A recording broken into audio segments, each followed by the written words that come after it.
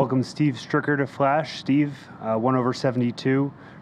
Really only a couple of holes that hurt you today, but can you walk us through your round? Yeah, actually, I thought I played really well. Two shots, really. The drive at 10, stymied behind the tree, literally up against the tree. Laid it up in a divot, and then proceeded to not get very good contact out of the divot, and it buried in the bunker. So I did them all in one hole, really.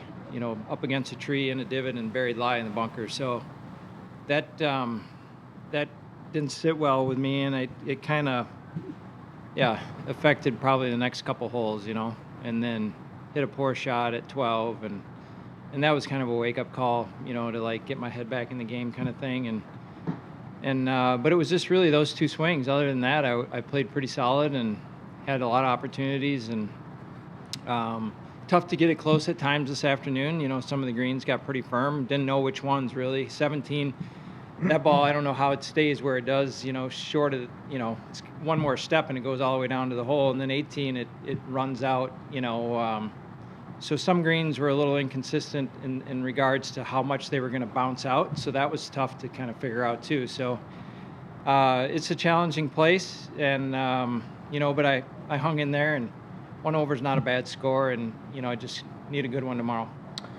Can you just reflect on what it feels like to play major championship golf here in your home state? Yeah, it's a lot of fun. Extra pressure for sure to try to play well, and you don't want to disappoint.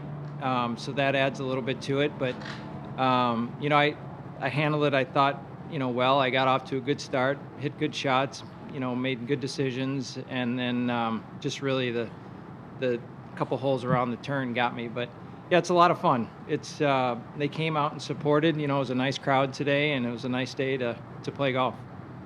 We're going to open up for questions on your left here.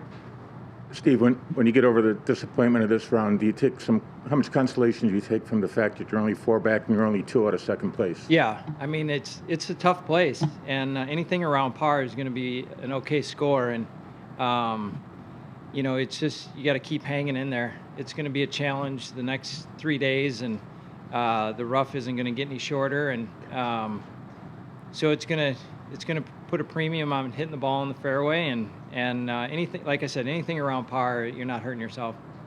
We got one more here on your left and then on your right.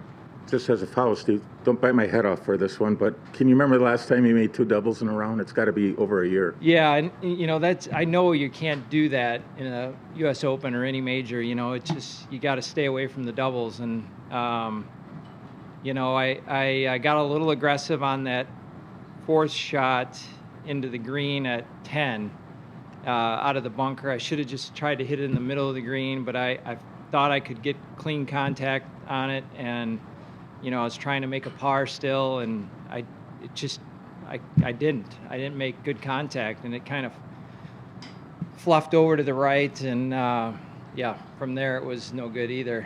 And but yeah, you have to stay away from doubles. I mean, if I make bogeys there, I shoot 1 under, and that's the difference. So it's you have to stay away from those. On your right.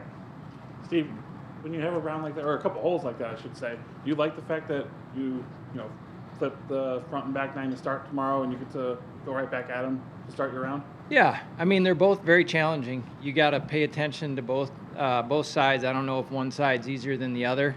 There's some good holes on both sides, and you just have to take each hole as it comes and get it in the fairway, and then determine if you can attack from there or not. And they had some good pin placements today that you had to be careful on, and then some accessible ones. I thought the course was set up great. So in that regards, you just got to do the first thing first and get the ball in the fairway. On your left here. When you have a late tee time like you did, are you at all looking at the way the morning wave was playing? And I don't know if you saw that the front 9 was playing decidedly harder than the back early on, and you came out and took it to that side. Yeah, I watched a little bit early on. When I got up here, I drove from home today and then got here early enough. I watched a little bit in the hotel, and I saw some challenges from guys all over the course. And again, it can get you. I mean, I doubled 10, and it's probably, you know, ranked one of the easier holes out there today. So any hole can come up and grab you. So you just have to hit good shots. Bottom line, you have to play smart, hit good shots, and not put yourself behind a tree. We got two more. Stand on your left and to your right. Just to follow up too, we have to ask you about your par or better streak ending. I'm guessing it's not a big deal this week, but can you reflect on what you were able to do to get that as far as you did? Yeah, and I thought about it coming down the stretch if I could get one more birdie to get another round of par or better. But really, it's not that big a deal. I was just trying to make birdies to get back in the game, and again, I'm not that far out of it. And but tomorrow's an important round to try to get something under par for the total, and you know, set myself up for the weekend. Last one on your right. Steve, just physically, how do you feel after those air quality issues, just kind of a longer day on the course?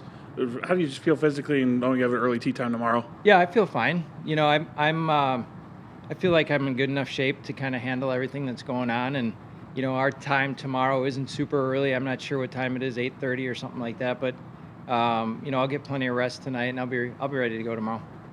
All right, thanks, Steve. Thanks, guys. Thank you.